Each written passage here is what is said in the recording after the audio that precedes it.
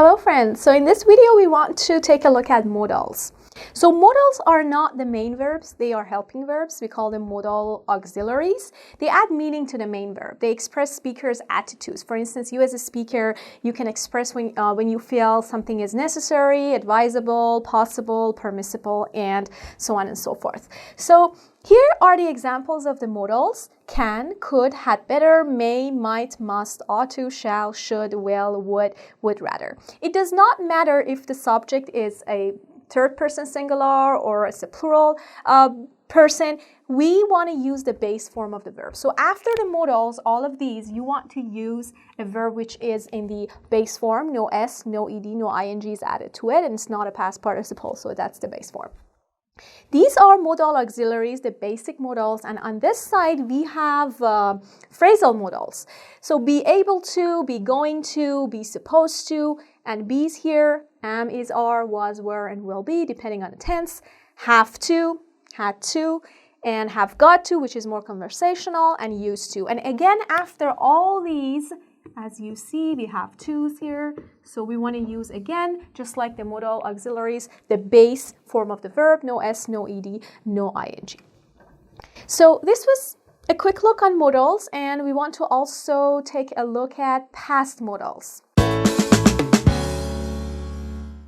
So now that we have talked about basic modals and phrasal modals, we want to also take a look at past modals, past progressive and present progressive.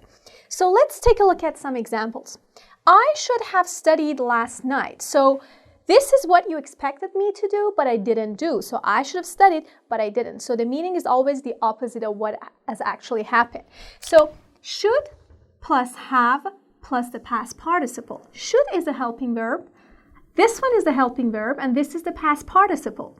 So should plus have, which is the base form of the verb have, and then plus the past participle makes past modal. So one of the modals plus have plus past participle. And these two, should and have, are both helping verbs, and this is our main verb in the past participle form.